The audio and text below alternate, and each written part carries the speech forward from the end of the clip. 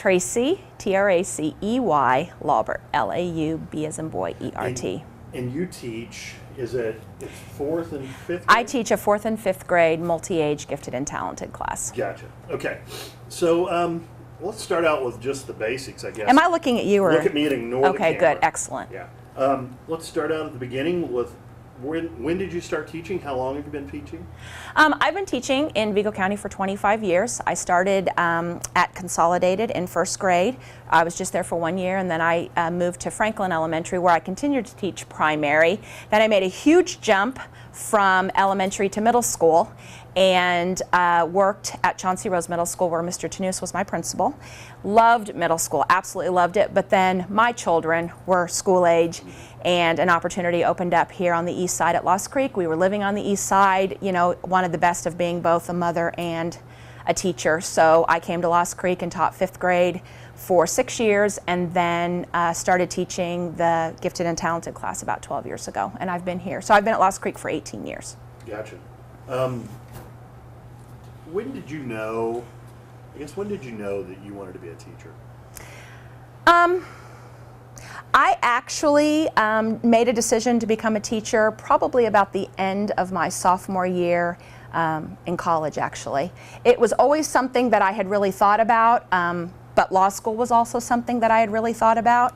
However, I'm kind of an emotional person, and when I quickly realized that pleading a case in tears was probably not going to be an effective way to win, I decided that I probably, you know, needed to forego that, and then from there, I knew I wanted to be a teacher. And do you have any, you know, I know I've asked this question a lot to a lot of different teachers. Do you have any teachers that you can think of growing up as a kid that you thought, man, I want to, you know, I want to be like that person? Absolutely. My 4th grade teacher, Mary Ellen Loffman, God rest her soul, was killed in a car accident many years ago, and she was my 4th grade teacher. I attended Dixie B Elementary, and she was phenomenal. I just loved her. I loved her sense of humor. I loved the creative things that she did with the students in the classroom. Just very fond memories of that particular experience. And then I was fortunate in middle school, or junior high at the time, to have several excellent teachers, especially my English teachers. All 3 years that I was in junior high, I had wonderful English teachers, and I love English. English and literature are probably my 2 passions as far as teaching is concerned. And so I had excellent English teachers in junior high that also kind of motivated me. Sure. And I guess what, if you think about it, what do you think is the recipe for a good teacher? I mean, what do you think it takes to be a good teacher, just in general? Well, first and foremost, I think, especially working with intermediate age students, I think that a sense of humor is critical. I think you've got to maintain a sense of humor, because, you know, teaching can be a difficult profession. It's an extremely rewarding profession, but it can be a difficult profession, especially here within the last 5 years as we've gone through so many changes. And so I think a sense of humor is really, really important.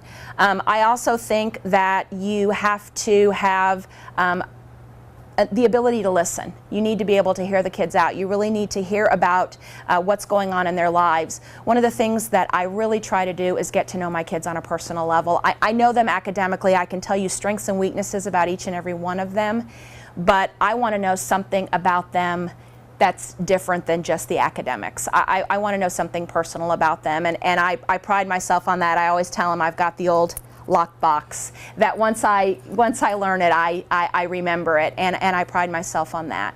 I also think that showing kids that you're never too old to learn is important, that I've never stopped learning. I enjoy learning, and I'm excited about it, and so working with this population of students is just great for me, because they're so eager and interested in learning new things, and they inspire and encourage me to want to continue to learn new things, you know, even at my advanced age. And so that, and mistakes. That making mistakes is a very normal part of life, and I always tell my kids that it's what we do with the mistakes that we make that determines our character, and that we can learn so much from the mistakes that we make, and we have to be willing to, you know, address them and look at them and say, okay, how can I do this differently so that next time, you know, I don't repeat that. Yeah. Move this shot just a little bit here. Change it up. Do you have, you've been teaching for a while, do you have, I guess, a story or a student that you can think of that you're most proud of? Like, you know, I talk to a lot of teachers. I've done this for a long time, and I hear a lot of people tell me that there's that one student or maybe a couple students that moment where a kid finally got what you were trying to teach, or something like that you can you can really look back and say, that's why I'm doing this. You know, one of the questions that I was asked in the interview process was, you know, about memorable moments in teaching. And I can't tell you that there's really one definitive memorable moment, because I can honestly tell you that being an educator, there are memorable moments almost every day. There's something that, you know, that just hits you, that you know you're going to remember forever. But one particular story that stands out, and it actually just happened last year. I had a new student come to my class, had moved here from out of state, and joined this classroom a few days into the school year. And I always give the students a survey to fill out to kind of find out what their interests are. And I'm very passionate about reading. That's my big thing, is I want these kids to be lifelong readers. And so I asked several questions about reading. And this student had alluded to the fact that she really wasn't much of a reader. And so it was interesting, because then at open house, I'm sitting there with she and her parents, and we're just having conversation. And I said, I noticed on your survey that you indicated you don't really like reading, and she said, it's not my favorite. And I'm like, it hurts my heart. You know, that hurts my heart. That's my goal then. I've got to get you to become a reader. And so, you know, I kept trying to put the right books in her hands, and tried to get her interested in particular authors that I thought might be of interest to her. So by about, I think it was about the end of December, before we went on winter break, we were leaving, and I always stand outside to say goodbye to them every night. And she's coming out the door, and she walks over to me and she said, "Now, don't tell my mom this, but I'm really kind of starting to like this reading stuff." And I said, "Okay, I won't say a word." So that was kind of my first inclination that maybe I was bringing her over to the wild side of reading. And so then a little bit later, she says, she comes in on a Monday, and she says, I have the funniest story to tell you. She said, we were out running errands, and we were down by the mall, and I said to my dad, Dad, can we please stop at Books A Million? There's a book that I really want to get. Can we please stop? And my mom said, "We don't have time to stop. We've got to get home. We don't have time to stop." And she said, and my dad just looked at my mom, and he said, "Carmen, she wants to get a book. Let's take her to get a book." And so she tells me that whole story. So then that's good. Well, sadly, she would have come back and joined me this year, but Dad got a job out of state, and they moved again. And she keeps in touch with me via email, and she writes me emails, and she always is asking me for book recommendations. And she tells me that she read a book, a particular story that I had given her as a going away gift. We'd had lunch prior to her moving in the summer, and I had given her a book that was going to be my first read aloud to the class this year. And it's got kind of a sad ending, and I have a tough time getting through books, and the kids know it. You know, it's like, give me the tissues because Mrs. Laubert's going to cry. And so I'd given her this book. Well, she read it in the car while they were moving to North Carolina, and she sent me a letter, and she said, "I just want you to know that I've turned into a sap, just like you." And I thought, oh my gosh, I think she meant that nicely. I think she was genuine about that. So anyway, for me, that process of getting her from the beginning of 4th grade to where she was very much a reluctant reader, to leaving me and then even going into a new school and continuing to stay in touch with me and saying, "Send me some book recommendations." She mailed me a book. It was a sequel to a book that we had read last year. She sent me that in a package, and she was so excited. She said, "I want you to have this book for the class library, share it with the kids," because, you know, the 5th graders in here were her peers last year. And she made me a wooden book, which I'm going to grab it. Go ahead. she made me this wooden book that she painted me, and it has a quote on there by Dr. Seuss, because last year they had done a Dr. Seuss unit with our student teacher, and so she put this quote on there, and inside she wrote me a letter and told me about how much reading meant to her now, and that she really, really enjoyed it. So this probably is one of my most recent, really memorable moments, of which there have been many. That's awesome. Talk a little bit about what is it about this particular class, these particular students, and this grade that you like so much? Well, first of all, they get my sense of humor. I'm going to be paying for a lot of therapy down the road, I think, but they get my sense of humor, and they're just so naturally inquisitive and curious, and they ask questions, and they want to learn new things. And the curriculum at this level I absolutely love. I love U.S. history. I love Indiana history. I love the reading, the authors that write for kids this age.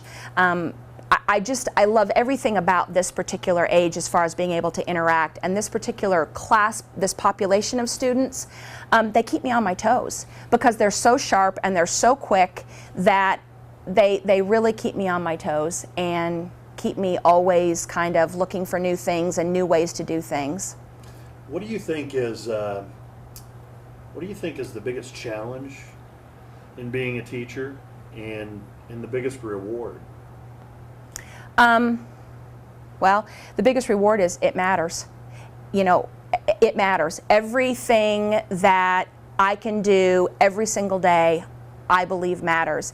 And it may not matter immediately, but I think it's going to matter down the road. And sometimes as a teacher, especially when you've been at it now for me 25 years, you sometimes don't know how much it matters until years later when a former student comes back to see you and remembers something in particular that you did in class or something that you said. And so that's the thing that I love, is that it matters, and I also love that it's a fresh start. Really, it's a fresh start every day. Even though, you know, in this classroom it's the same population of students, we have an opportunity to start fresh every day. So if maybe for a particular student the day didn't end well the previous day, that's okay. That was yesterday, this is today, and so it's an opportunity to start fresh. Sure. As far as challenges, well, you know, education, I think in general, we know that there are a lot of challenges, the fact that teachers are being evaluated so differently. And I think the thing that I find as the biggest challenge, and maybe the most frustrating, is that so much, I think, of how we're being evaluated is based on how things look on paper. And every teacher knows that there's so much more to the profession, and being able to see the kids every day and interact with them and listen to them and what went on the night before and what's going on in the weekend, and knowing everything that's on their plate that they're juggling. There's just so much more to them. They're so complex, and yet how, you know, we're evaluated against how they're evaluated is really, you know, you don't really get, I don't feel, a real measure of the true student. But you know, that's a challenge. And the other thing is too, because assessment is such a big thing anymore, how can we do what we need to do with assessments, because it's here, yet at the same time have lots of moments that they're going to remember. I don't want them to look back 10 years from now and say, oh gosh, remember the I-STEP of 2014? Was that just awesome? You know, I want them to remember that. Do you remember when we did the Code Blue simulation on the body systems, and the anatomist came in and brought the human brain and the human heart and the lung and the kidney, and remember when we got to look at them and we passed them around, and oh my gosh, remember when Connor almost dropped it on the floor? And I mean, I want them to remember those moments of doing something exciting as we were learning about the body systems. Sure. As an example. What if somebody walks into your classroom, just any given day, what are they going to see? Oh, good gracious. Well, let's see. Yesterday, after you all left, they might have come in and they would have seen us totally dancing around the room to our song. Our song this year is Happy by Pharrell, you know, that was up for an Academy Award. And so I put it over, I have it on my phone and I'll put it on the docking station, and the kids love to dance to that.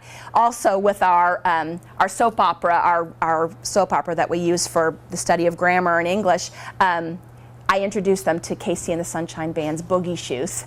So we played that this week, and it was so funny because they're like, is that really a real song? I'm like, yes, it's a real song. And so then as soon as I played it, they're, oh, I know that song. I remember that. I've heard that song. And so that was kind of, you might see dancing.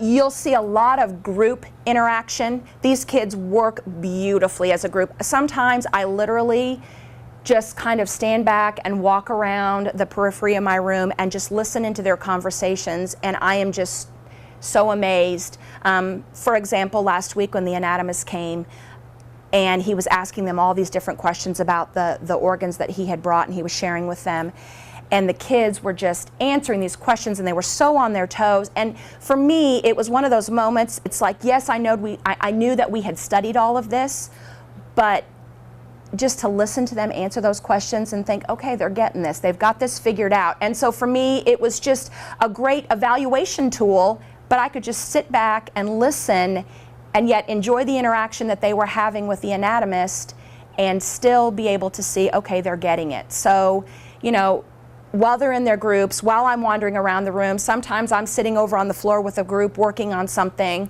You might come in, depending on the time of day, seeing us over here in the rug area, because I read aloud to my kids every day. And that's really a treasured time for us as a class.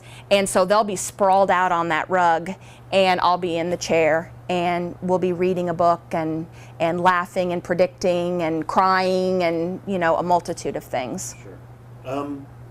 I guess after you've retired and you're not in your classroom anymore, what do you hope that the students, how would you hope that they remember you? Really, truly for me, just because of my real passion for reading, I hope that that's one of the things that they'll definitely remember about me is, you know, that they love that time when we enjoyed books, when I read to them, or when we read a novel together, or when we sat around and listened to another student read a story. I hope that they'll remember maybe when they're reading a book down the road to their children someday, or they've picked up a novel and they're reading it, that they might have that moment where they remember something that we did when we were in here. I'd like to be remembered that way. I'd also like to be remembered as someone who knew them, who, like I said earlier, knew them outside of just their, you know, intellectual capacity, just knew them as individuals and remembered little things about them. Yeah. And for somebody who's never stepped foot in the school, talk a little bit about the school and the staff here. Lost Creek's an awesome school. It really is. I mean, maybe I'm a little biased because I've been here for 18 years. Maybe I'm a little biased because my two daughters attended school here. But it is a tremendous school. It really is. We are a very large school, and so sometimes we seem somewhat separated because we are so large, and there might be teachers that I could go several days without running into. However, when the chips are down, everybody's there. We really work as a team. We share ideas with one another really well. We have a tremendous PTO. Our parents are phenomenal. They do wonderful things for our students. They do wonderful things for the teachers. They really make this a very connected community. And we have excellent leadership. And I've had 3 principals in my time here at Lost Creek, and we really have excellent leadership. All of them have been extremely respectful of allowing us to use our professional judgment and our knowledge, and to really work with our kids knowing what their needs are. So that's been terrific. Yeah. you've been teaching for a while. I'm sure you knew about the Golden Apple. What did you think of when you heard him talk in the past? And I'm sure you've probably seen the segments. What did you think of the Golden Apple, just in general about the program itself? I think it's a great program. I think that I've heard people say in the past that they think that teaching can be sometimes a thankless profession. In that, I think that the community at large really do care about teachers, and I know that as a parent myself, I know that I have been remiss in really letting my daughter's teachers know what an awesome job they did for my girls, whether it was something big or something small. And so to see the Golden Apple as something that recognizes the efforts that are going on in the classrooms in the Wabash Valley, I think is tremendous. I think it's always too bad that there can only be 5, because let's face it, there are so many Golden Apple teachers in the Wabash Valley. And so, I feel truly blessed to be one of the 5 this year, but I know that there are many, many other Golden Apple teachers. And that was my next question. I mean, what does it mean to you to be able to turn around and see that and see your name on there? Well, it's pretty awesome. I took it home last night and put it on the mantle on the fireplace, and I sat there. And my husband is a teacher as well. He's middle school, and I set it on I set it on the mantle, and he said, "Oh, brother," he said, "I'm telling you," he said, "this living with a Golden Apple teacher is going to be maybe more than I can take." Of course, being a teacher himself, I'm like, oh, we had a little jealousy. But no, he's so supportive. But it was great. I mean, I took it home last night, and I know you had said have it here today, but I took it. I just had to take it home last night just to take it all in. It was just, it's really kind of just overwhelming. The whole thing is just really kind of overwhelming. Now, I know you said you know Sherry. Mm-hmm. Do you know any other Golden Apple teachers? Oh yeah, Tim Moss. Gotta love the laugh of Tim Moss. My kids have heard me try to just imitate a Tim Moss laugh. Trust me, I don't do it justice, but I do try. Because some of my kids have encountered him through Camp Invention or Math Magic or something like that. And so, but Tim, I know Tim, and of course he teaches in the gifted program Let's hear as your well. Best Tim Moss Oh no. It's just I'm like, ha! Ha! It's a little high. That's a little too high pitch. Ha! Ha! Don't you dare use that. Oh my God! But he does.